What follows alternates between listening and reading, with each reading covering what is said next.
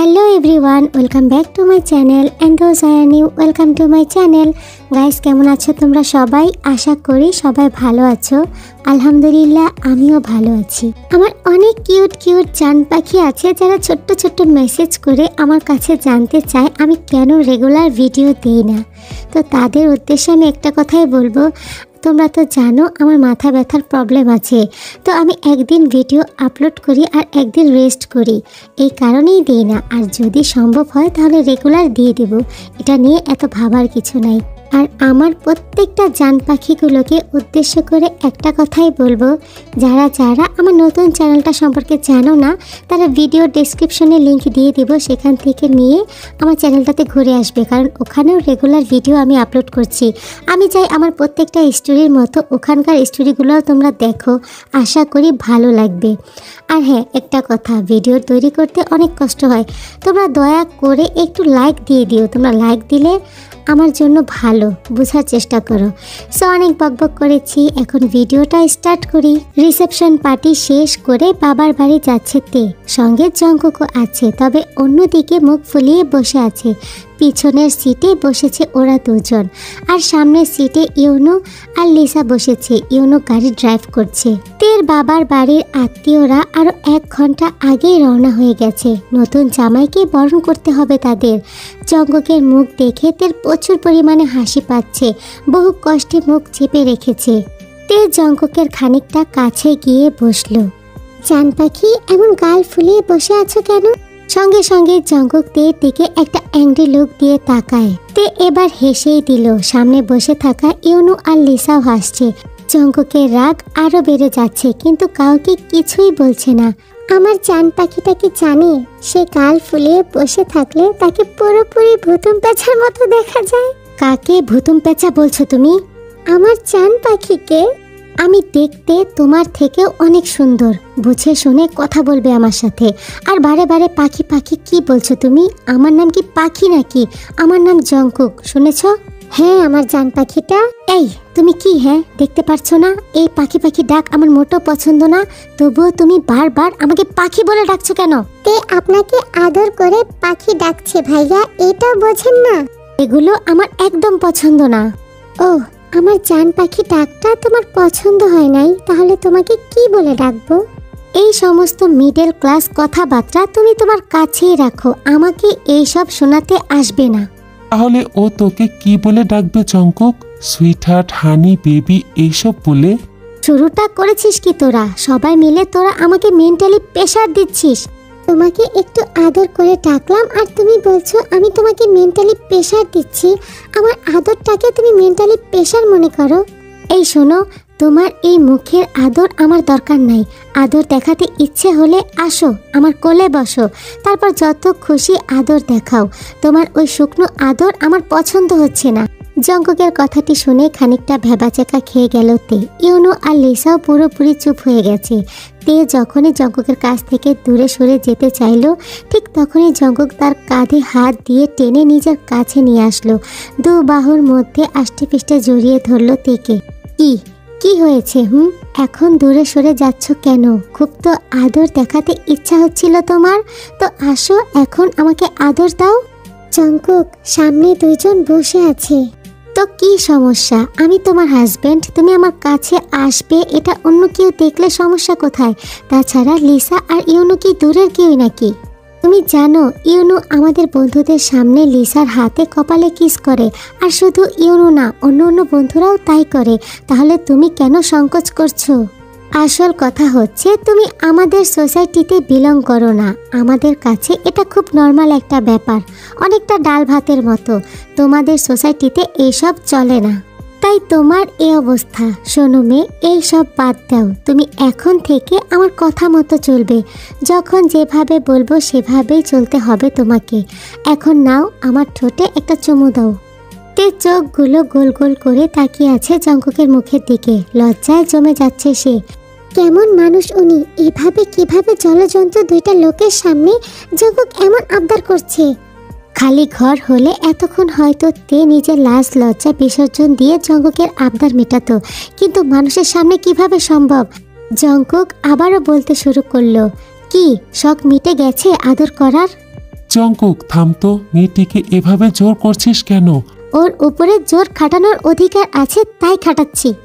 যা করার বাসায় যাওয়ার পর করতে পারবি, এখন আপাতত বাদ দে। মেয়েটা এইরকম পরিস্থিতিতে অভ্যস্ত না, ওর দিকটাও তো তোর বোঝা উচিত। কথার ফাঁকেই তে বাইরে তাকিয়ে দেখলো গাড়ি বাসার সামনে চলে এসেছে। সঙ্গে সঙ্গেই তের কলিজায় পানি এসেছে। যাক, এখন গাড়ি থেকে নেমে যাওয়া যাবে। জঙ্কুক আর জোর করতে পারবে না। তে ইয়োনোকে বলল, ভাইয়া ভাইয়া রাখেন, এটাই আমাদের বাসা। এই যে আমার জেহব ভাইয়া আর জিমিন দাঁড়িয়ে আছে।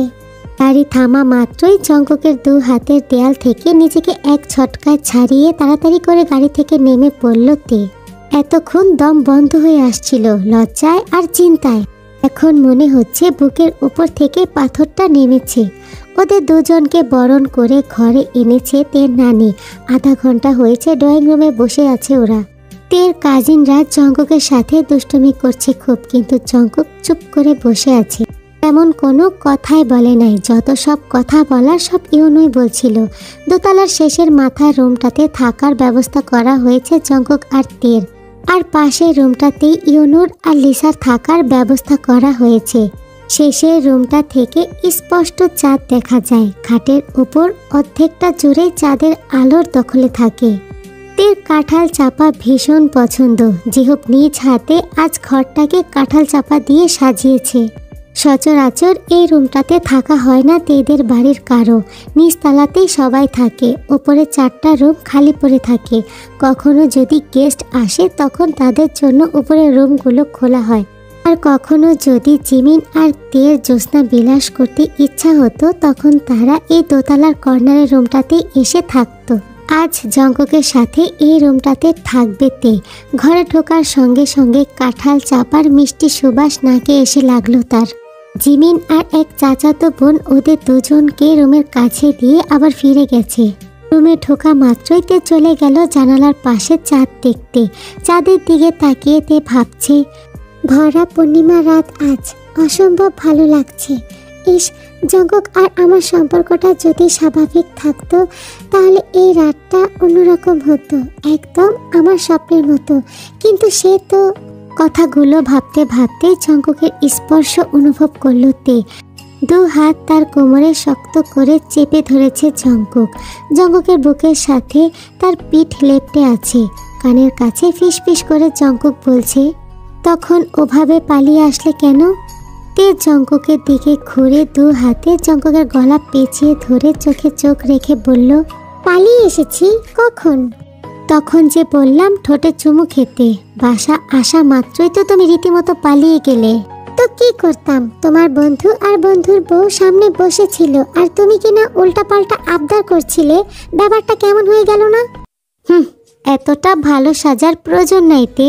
তোমরা প্রয়োজনে কতটা নির্লজ্জ হতে পারো সেটা আমি ভালো করেই জানি। জঙ্কুকের কথাটা কাটার মতো বিঁধল তের গায়ে। জঙ্কুকের গলাটা ছেড়ে দিয়ে বলল, তুমি আমাকে এত খারাপ কেন ভাবো জঙ্কুক? আমার মাঝে এমন কি খারাপ পেয়েছো তুমি? তোমরা সব কয়টা একই ধাঁচের, নতুন করে দেখার বা জানার কিছুই নেই। আমি তো সেরকম না জঙ্কুক। একটা বার তুমি আমাকে তোমার বউ হিসেবে কাছে টেনে দেখো। শোনোতে, বারবার তোমাকে আমি এক কথা বলতে পারবো না। তোমার সাথে আমার যে কথা হয়েছে সেটাই ফাইনাল। তোমার টাকার খোরাক আমি মেটাবো আর আমার শরীরের খোরাক তুমি মেটাবে। এরপর থেকে আমি যখন যেখানে যেভাবে আবদার করব সমস্ত আবদার তুমি পূরণ করবে। কোনো প্রকার এক্সকিউজ আমি শুনতে চাই না। তুমি বুঝতে পারছো তুমি কি বলছো? পবিত্র একটা সম্পর্ককে তুমি কোথা থেকে কোথায় নামিয়ে নিয়ে আসছো? তুমি যেটা বলছো সেটা হচ্ছে পতিতাবৃত্তি। আর এখন তুমি কি চাচ্ছ? আমি আমার হাজবেন্ডের সাথে ভালোবাসার সম্পর্কটাকে পতিতাবৃত্তির নাম দেব? তুমি কি নাম দিবে সেটা তোমার মাথা ব্যথা, আমার না। আর সম্পর্কের পবিত্রতার বাণী তোমার মতো মেয়েদের মুখে মানায় না। কেন মানায় না? কি করেছি আমি? খোঁজ নিয়ে দেখো তো আমার নামে কোনো অপবিত্র সম্পর্কে আজ পর্যন্ত আমি জড়িয়েছি কিনা। এত কথা বলে লাভ নাই। তুমি কি আমার ইচ্ছা মতো চলবে না চলবে না সেটা বলো। আর যদি না চলি তাহলে কি করবে? কি আর করব? তুমি যদি আমার খোরাক না মেটাতে পারো তাহলে অন্য কাউকে নাইট পার্টনার করতে হবে আমার খোরাক মেটানোর জন্য। কি? টাকা ছিটালে তোমার মতো মেয়েদের অভাব পড়ে না। তোমার মেন্টালিটি এত চিপ কেন? ছি, তোমার চেয়ে ভালো আছি আমি। অ্যাটলিস্ট আমার মুখে যা আসে সেটা আমি বলে দেই। তোমার মতো মুখে এক আর মনে আরেকটা রাখি না। তোমার কাছে মনে হয় না তুমি অযথাই আমাদের ম্যারিড লাইফটাকে কমপ্লিকেটেড করছো? বারবার এক কথা ভুলে যাও কেন? যা হয়েছে সেটা শুধুমাত্র একটা ডিল, বিয়ে না। তুমি আর কোনো কথা না, যাও ফ্রেশ হয়ে আসো। এসব মেকআপ টেকআপ আমার অসহ্য লাগে।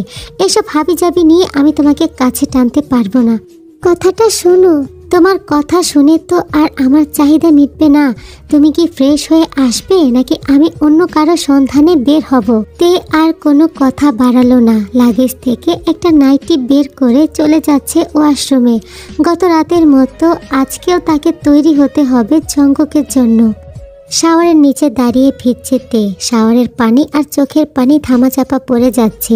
এবার আর কতদিন চোখের পানি আর শাওয়ারের পানি এক করে ধামাচাপা দিবে? কতদিন ওয়াশরুমের দেয়াল তার এই চাপা কান্নার সাক্ষী হবে সেটা সে নিজেও জানে না। জঙ্গক জানালার ধারে দাঁড়িয়ে চাঁদ দেখছে আর সিগারেট টানছে। ওয়াশরুমের দরজা খোলার শব্দ হতে পেছনে ফিরে তাকালো। তে বের হয়ে আসার সঙ্গে সঙ্গেই জঙ্গক হাত থেকে সিগারেটটা ফেলে সোজা হেঁটে গেল তের কাছে। কোনো কথা না বলে তেকে কোলে করে বিছানায় নিয়ে গেল। বিছানায় চাঁদের আলোতে তেকে অপরূপ সুন্দর লাগছিল। জঙ্গক যেন তের চোখে হারিয়ে যাচ্ছে। তের ঘরে সে পুরোপুরি আসক্ত হয়ে পড়েছে। এক সেকেন্ডও দেরি করলো না। তে ঠোঁট দুটো নিজের ঠোঁটের মধ্যে বন্দি করে নিল। একের পর এক চুমু দিয়ে যাচ্ছে তের ঠোঁটে, আর তে কিছুই করতে পারছে না। চুপ করে অসহায়ের মতো জঙ্গকের নিচে শুয়ে আছে সে, আর জঙ্গক তার উপরে রোমান্টিক অত্যাচার করছে।